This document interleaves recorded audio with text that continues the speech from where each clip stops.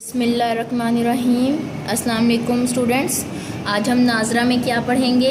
प्यारे नबी हज़रत मोहम्मद सल्लल्लाहु अलैहि वसल्लम की प्यारी दुआ।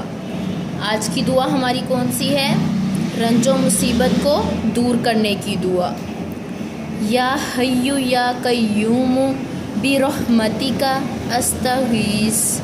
तर्जुमा: ए ज़िंदा और कायम रहने वाले, मैं तेरी रहमत के वसीले से तुझसे फरियाद करता या करती हूँ।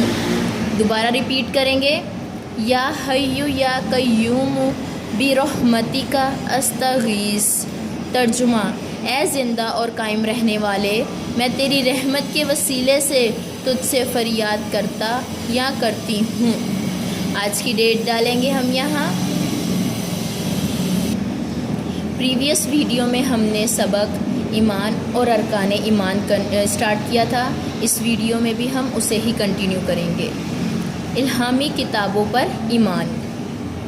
अल्लाह ताला ने इंसानों की हिदायत और रहनुमाई के लिए बहुत सी किताबें नाजिल फरमाई ताकि इंसान उन किताबों से हिदायत हासिल करे और सही और गलत में फ़र्क हासिल कर सके।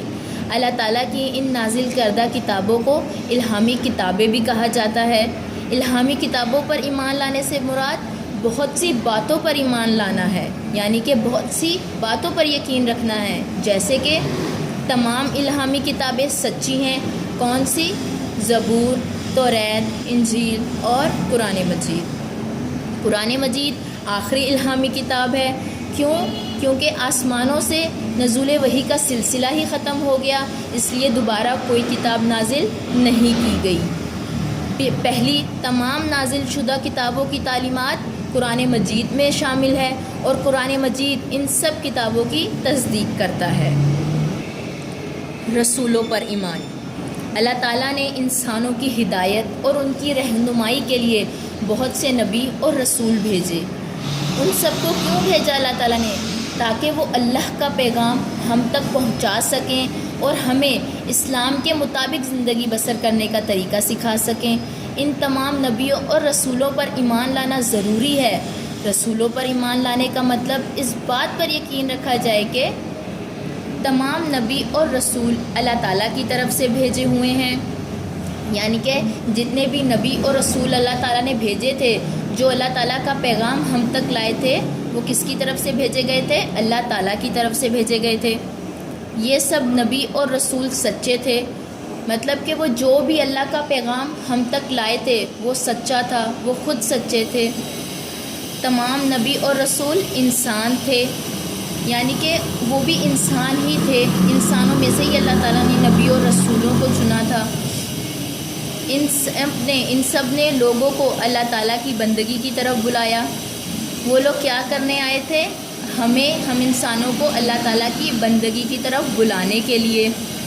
हज़रत मोहम्मद सल्लल्लाहु अलैहि वसल्लम अल्लाह ताला के आखिरी नबी हैं और आपके बाद कोई नबी नहीं आएगा।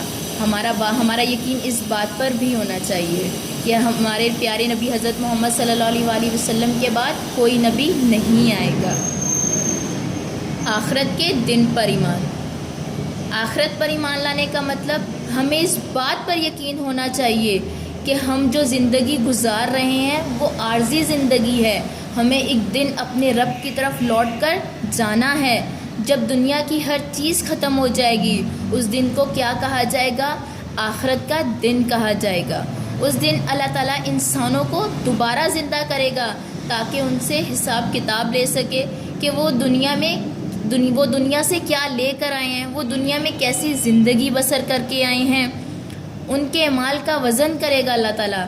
जिन लोगों के अच्छे माल का वज़न ज़्यादा होगा वो कामयाब हो जाएंगे और उनको इनाम में जन्नत मिलेगी, जहां उनको हर नेमत और हर खुशी से नवाजा जाएगा। जिन लोगों ने दुनिया की ज़िंदगी अल्लाह ताला की नाफरमानी में बसर की और कोई अच्छा काम नहीं किया, और उनके अच्छे माल का वज़न भी कम होगा और उनको सज़ा के तौर पर जहन्नुम की आग में डाला जाएगा। अल्लाह हाफ़िज़।